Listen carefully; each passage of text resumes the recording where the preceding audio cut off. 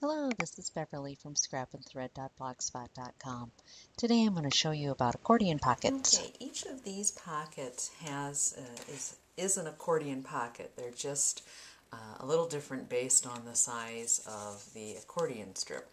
So on this one, you can see I have a couple of things stuck in here, but there isn't a big gap on it.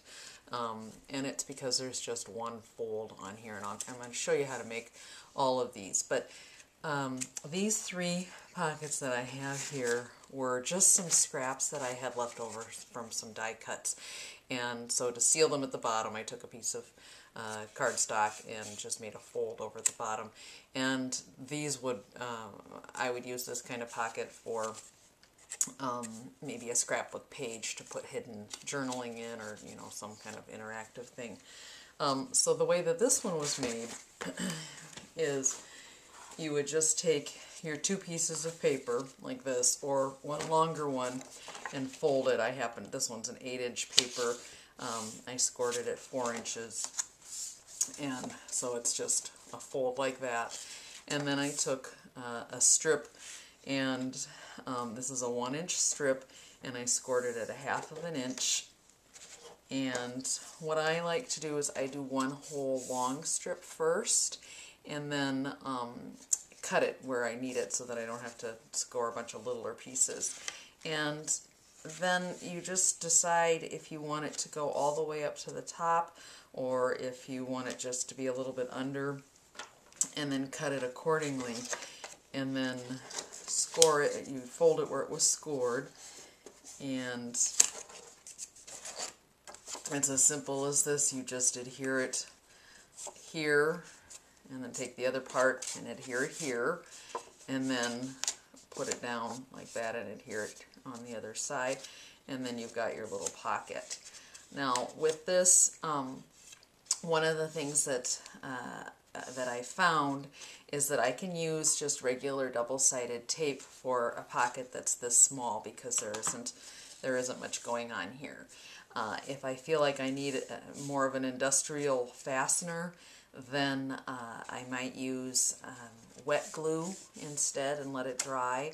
Or, I'll show you on this one, I have probably a million little eyelets still, so I used my Crocodile. I adhered it first with glue, and then use the Crocodile to make sure that that isn't going anywhere. And that's what I did for the more industrial strength pockets that have more of a pleating there. So that's as easy as this for the first one. The next one would be where there's just a little bit more of a gap. So this one had just one valley, and this one it has two valleys, and so that you can adhere it on the outside parts. And once again, I just used some scraps and stuck those together. So this is two separate pieces. And there's nothing that says you have to have everything be rectangular. You can certainly shape your pockets any way you want to.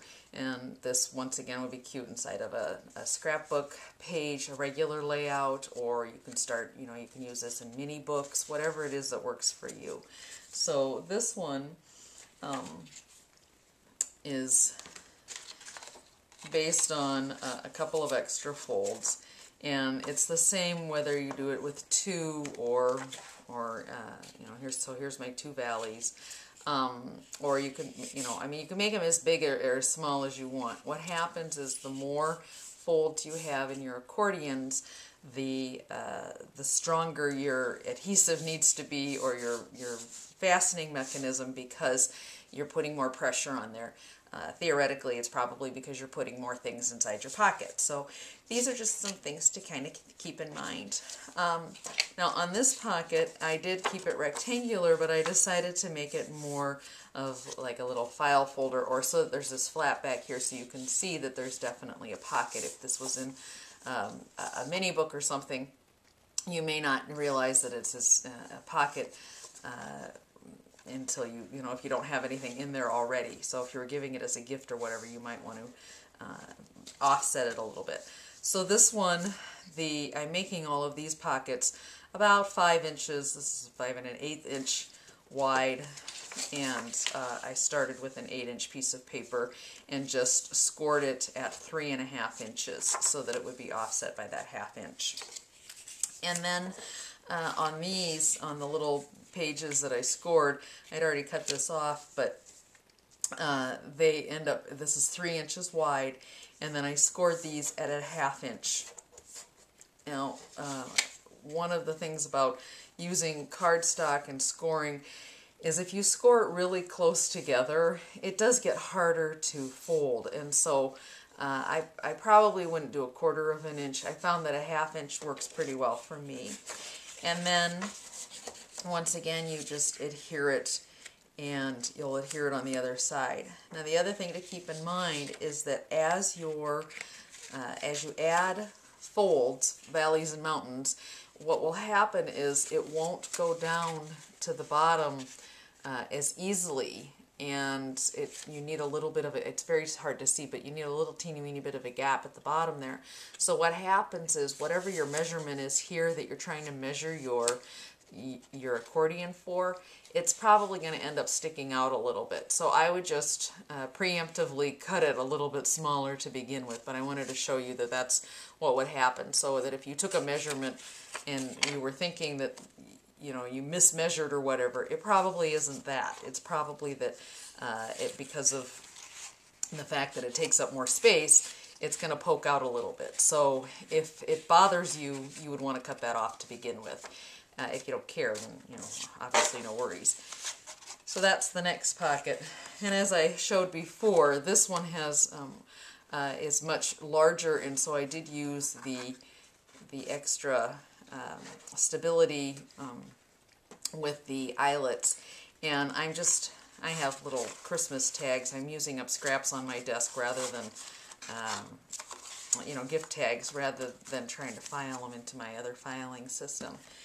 So this one I made, this is a 6-inch piece of paper, or 6-inch, excuse me, 5.5 inch wide piece of paper, and it's a 10-inch long strip, and I scored it at 4 3/4 here to make a little pocket there. So that's where that one was. So that's 4 3/4, and then it goes up to 10 inches. And so that's what that looks like. And then on this piece of paper, the score marks are every 3/4 inch instead, because I have a lot of valleys and mountains, and so I wanted to make sure that it was, first of all, easy enough to fold, but also then gave me a little bit more stability with having more paper stuck on the front and the back. Now you could take the larger pieces and glue them on and make your mountains and your valleys on the inside a little bit smaller. That involved more math, and so I just didn't do it. And so anyway, so this piece of paper is 6 inches that way and 5.5 inches going the side that's this side. So this is 5.5 inches. But once again, if you look at this and you see it'll go all the way into there, but it's going to stick out. Or if you don't want it to stick out all the way, then you can cut that off. So it's just a decision on your part. Now, one of the best adhesives that I found, and here, I'll show you real quick how to do this. You just, once you've scored it at 3/4 inch, you just flip it back and forth and back and forth and back and forth. If you are going to cut that off, it's easier to cut it before you do the folding. So one of the best adhesives that I've found to use for this kind of project is if you, I don't have a lot of good luck with adhesive in my area. I live in a really dry climate. So tape runners don't usually work very well for more industrial type strength things that I need. And so I tend to use this red lined tape. This is called Oh So Sticky tape, but you can get it a bunch of different places. I got this from Pennywise Arts. I don't even know if they're in business any longer, but this is a 1/4 of an inch tape, and it works really well for this particular thing. And certain kinds of wet glues work really well. Beacons, Tiki Tack, some of those work really well too. Okay, so all of the little pockets are put together, and I wanted to show you if you want to put dividers in, this one has enough pockets that you can do that, and all you need to do is cut your pieces of cardstock just a little bit smaller than the width so that it doesn't get hung up on there, and then you can put in 4 different pieces of cardstock to make several pockets, and then that way if you want to divide up your whatever it is you're sticking in there, your tags or whatever it is, you end up excuse me, with 1, 2, 3, 4, 5 pockets, and that's just what it looks like. And then this will go in the book. So the cover of the book for this particular one, and you can make it any size you want, but this is how I did it. So this is 5.5 inches wide, or excuse me, 5.5 inches deep, and the piece of paper you need then is 12 inches long, and then I scored it at 5 1/8 inch and 6 1/8 of an inch, and I started to put on the chipboard piece. Oh, I also scored it down here at, it looks like about 11 1/8, or excuse me, 11 1/4, and that will be the flap that comes up and around. And then I have another piece of paper, this is a decorative paper. It's not as thick as cardstock, so I am going to double it up here on the edge, and then I'll make that'll come over for the cover. And then this is just chipboard. You can use, this happens to be from a package of, I think it was from some other pattern paper that I received. It was just part of the packing material.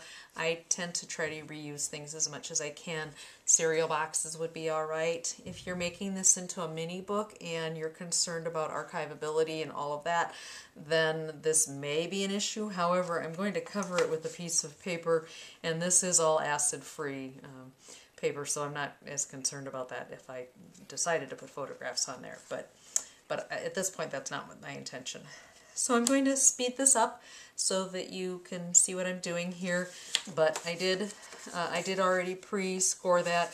I stuck one piece down with the red sticky tape, and I'm going to stick the other ones on there, and I'll show you how it works.